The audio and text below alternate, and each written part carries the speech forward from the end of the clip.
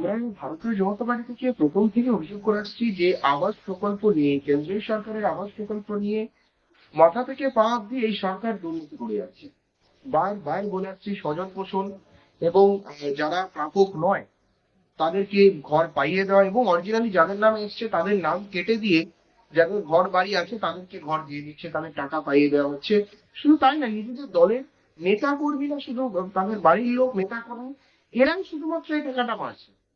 তারা চুরি করছে, দুর্নীতি করছে, কিন্তু আদতে যারা প্রাপক, যাদের জন্য এই এত বড় একটি ঐতিহাসিক সিদ্ধান্ত যে সকলের মাথায় ছাদ থাকবে, যে একটা ভূমিকা, যে একটা ডিসিশন নিয়েছিল নরেন্দ্র মোদী সরকার, কিন্তু যাদের অরিজিনালি প্রাপ্য তারাই বঞ্চিত হচ্ছে।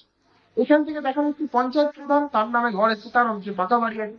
দেখা যাচ্ছে বিধায়কের শাশুড়ি, ওনার নামে ঘর আছে এসছে, অথচ ওনার পাকা বাড়ি আছে, ওনার কাঁচা বাড়ি আছে, সমস্ত রকমের বাড়ি আছে। পাকা বাড়িটা হাইড করে রেখে, লুকিয়ে রেখে কাঁচা বাড়ি দেখাচ্ছে, নিয়ে ঘর নিচ্ছে।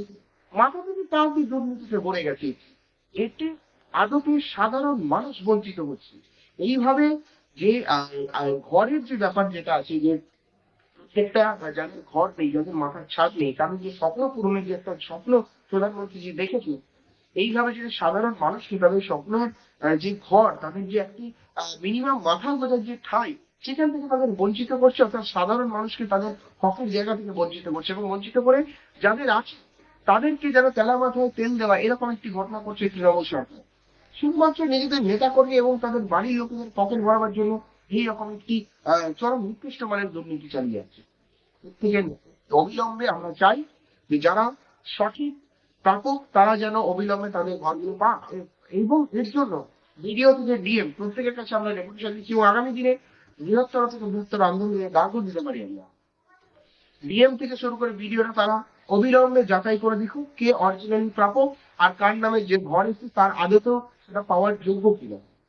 এইভাবে গোটা পশ্চিমবঙ্গের গ্রাম বাংলায় প্রত্যেকটা জেলায় জেলায়, গ্রামে গ্রামে যে হারে এই আবাস যোজনা নিয়ে দুর্নীতি হচ্ছে, এই দুর্নীতিতে দেখা যাচ্ছে কেবল যে তৃণমূল কংগ্রেসের স্বজন পোষণ ছাড়া আর কিচ্ছু হচ্ছে না।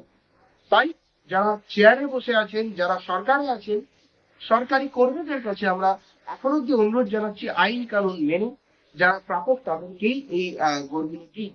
যারা প্রাপ্য, অরিজিনাল প্রাপক নয়, তাদেরকে এইভাবে প্রাপকদের বঞ্চিত করে এইভাবে স্বজন পোষণ করিয়ে দেবেন না, দুর্নীতি করবেন না।